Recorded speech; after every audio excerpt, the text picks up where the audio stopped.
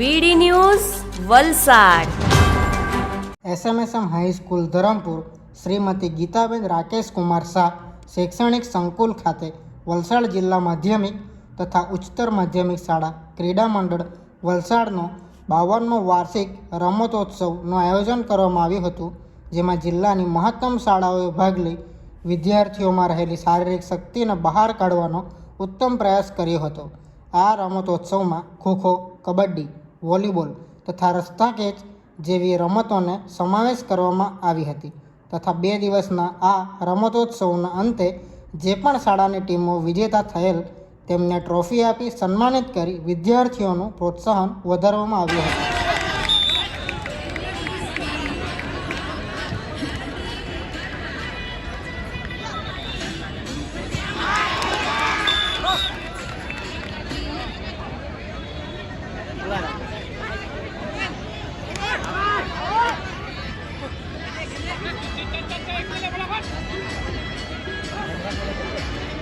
Hello खो बहनों asura high school, खो बहनों आसुरा हाई स्कूल जहाँ हो ત્યાં मैदान ઉપર रिपोर्टिंग करे.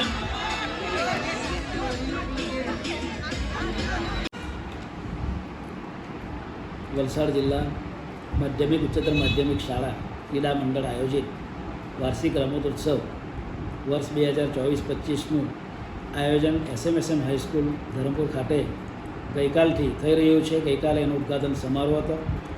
ગઈકાલે માધ્યમિક વિભાગના વિદ્યાર્થીઓ રમ્યા હતા. અમે આ ક્રીડા મંડળનું આયોજનમાં 4 રમતોને લીધી છે: ખોખો, કબડ્ડી, વોલીબોલ અને રસ્સા ખેંચ. એમાં ગઈકાલે માધ્યમિક વિભાગના કુલ 1500 જેટલા વિદ્યાર્થીઓ, જેમાં 79 જેટલી શાળાઓએ ભાગ લીધો અને એમાં 170 જેટલી ટીમ હતી. આજે ઉચ્ચતર માધ્યમિક વિભાગ માટે રમતોત્સવ થઈ રહ્યો છે, જેમાં 35 શાળાએ રજિસ્ટ્રેશન કરાવ્યું છે, 70 જેટલી ટીમ આવી છે અને 840 જેટલા વિદ્યાર્થીઓ આજે રમી રહ્યા છે. અમારા ક્રીડા મંડળના પ્રમુખ તરીકે વલસાડ જિલ્લા શિક્ષણ અધિકારી ડૉક્ટર રાજશ્રી મેડમ, જેમનો દરેક શાળાને અનુરોધ હતો કે દરેક શાળામાંથી ઓછામાં ઓછી એક ટીમ તો આવવી જ જોઈએ અને એને માન આપીને દરેક શાળામાંથી આ રમતની અંદર ઘણી બધી ટીમો મોકલાવી છે, જેને કારણે વર્ષોથી જે રમતોત્સવ થાય છે એના કરતાં પણ રેકોર્ડ આ વખતે વિદ્યાર્થીઓએ એમાં ભાગ લીધો છે અને ખૂબ સારી રીતે રમી રહ્યા છે. અમારી ક્રીડા મંડળની ટીમ, હું પોતે પણ ક્રીડા મંડળનો ઉપપ્રમુખ છું અને અમારી ક્રીડા મંડળની સમગ્ર ટીમે આની અંદર ખૂબ રસ લઈને ખૂબ સારી કામગીરી કરીને અને ખૂબ સારા વિદ્યાર્થીઓની ટીમ બનાવીને આજે ખૂબ ખેલદિલીપૂર્વક વિદ્યાર્થીઓ સારી રીતે રમી રહ્યા છે. ગઈકાલે આ ઉદ્ઘાટન સમારોહની અંદર આ વિસ્તારના ધારાસભ્ય શ્રી અરવિંદભાઈ, વલસાડના ધારાસભ્ય શ્રી ભરતભાઈ, કપરાડાના ધારાસભ્ય શ્રી જીતુભાઈ અને વલસાડ જિલ્લા પંચાયતના પ્રમુખ શ્રી પણ અહીંયા ઉપસ્થિત રહ્યા હતા, મનહરભાઈ. તો આમ સમારોહમાં પણ ખૂબ ઉત્સાહપૂર્વક દરેક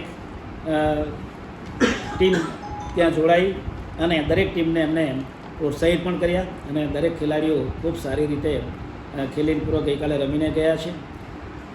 અમારા રાકેશ કુમાર કાંતિલાલ શાહ, જેઓ મુંબઈ ચોપાટીથી અત્રે પધાર્યા છે, જે મારી બાજુમાં બેઠા છે, એમણે 1 લાખ રૂપિયા જેટલું દાન આપ્યું છે અને આ સમગ્ર ટુર્નામેન્ટની અંદર જે ટીમ વિજેતા થવાની છે એ વિજેતા ટીમ માટે જે કંઈ શિલ્ડ ટ્રોફી આપવાના છે એ ટ્રોફી એમના તરફથી છે અને રસોડું પણ દરેક વિદ્યાર્થીઓને અહીંયા અમે જમાડી રહ્યા છે બપોરે.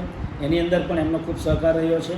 તો આમ આ ટુર્નામેન્ટ ખૂબ સારી રીતે રમાઈ રહી છે અને આ ટુર્નામેન્ટનું સમાપન આજે સાંજે 4 વાગે થનાર છે, જેની અંદર પણ આ વિસ્તારના ધારાસભ્ય શ્રી અરવિંદભાઈ, ઉમરગામના ધારાસભ્ય શ્રી રમણભાઈ પાટકર પણ ઉપસ્થિત રહેવાના છે.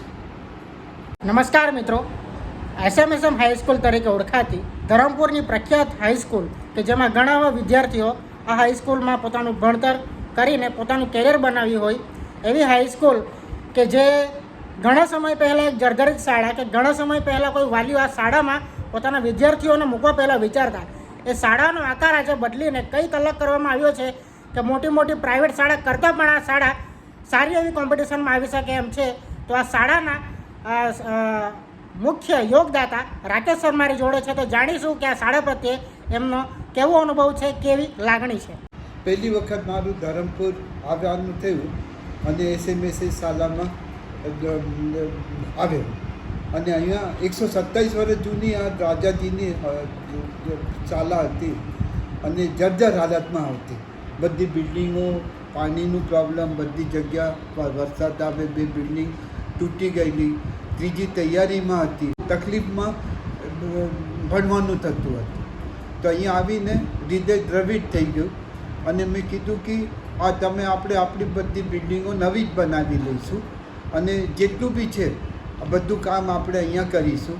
કોઈના પાસે તમને પૈસા લેવા જવાનું નથી અને જે બી ખર્ચો થશે આપણે આપીશું. કોઈ સામેથી આવશે તો આપણે લઈ લઈશું. અને એવી રીતે બધાનું સાથ સહકાર મળ્યું અને આજ અમે લોકોને 4 બિલ્ડિંગો ઊભી કરી અને જેટલી મોડર્ન ફેસિલિટી છે, લેબોરેટરી છે, સોલાર પેનલ છે, આરઓ પ્લાન્ટ છે, અચ્છા ઠંડા પાણીની વ્યવસ્થા, ગાર્ડન, ગ્રાઉન્ડ, રંગમંચ, બધું, કેન્ટીન, બધી કેફેટેરિયા, બધું એમ લોકોને પૂરી સગવડ પાડી છે. અને ઓફિસ બી અમે રિનોવેટ કરી લીધી, જેનાથી અમને પાણીનું જે અહીંયા જે પ્રોબ્લેમ હતું લીકેજનું એ બી બંધ થઈ ગયું છે. અને હવે એક ઈચ્છા હતી કે આપણે ડિસ્ટ્રિક્ટ લેવલ ઉપર બધાને બોલાવીએ અને અવગત કરાવીએ કે અમારી આ પાઠશાલા આવી થઈ ગઈ છે. એના માટે શ્રી દીપકભાઈને અને ખેલકૂદના જેટલા બી પીટી ટીચરો, શિક્ષકો છે, ગુરુજનો છે, બધાના સાથ સહકારથી આ પ્રોગ્રામ અમે કરવામાં સક્સેસફુલ થયા. સર, આ શાળા માટે તમારું એટલું મોટું યોગદાન છે, તો હવે ભવિષ્યમાં આ શાળા પ્રત્યે તમારે શું લાગણી છે કે શું સપનું છે આ શાળા માટે? આ સપના પૂરું કરવા માટે અમને એક ટ્રસ્ટ બનાવ્યું છે, શ્રીમતી GRS આર્યન ટ્રસ્ટ. એમાં પ્રમુખ હવે સ્કૂલના પ્રિન્સિપલ અને એમના જોડે જે શિક્ષકો છે એ જોડાયેલા છે. અને એક અમે બીજી એક સંસ્થા તૈયાર કરી છે, ધરમપુર વિકાસ સંઘ. એ એની સબસિડી છે અને ધરમપુરના વિકાસ માટે અને સ્કૂલના વિકાસ માટે એ ટ્રસ્ટ ચાલશે. એના અંદર જેટલી વ્યાજ આવશે એ છોકરાઓના કલ્યાણ માટે વાપરવામાં આવશે. હેલો, માણેકપુર હાઈસ્કૂલ, ખોખો ભાઈઓ જ્યાં હોય ત્યાં અહીંયા રિપોર્ટિંગ કરે. માણેકપુર હાઈસ્કૂલ ભાઈઓ ખોખો, માણેકપુર ઉમરગામ ભાઈઓ ખોખો.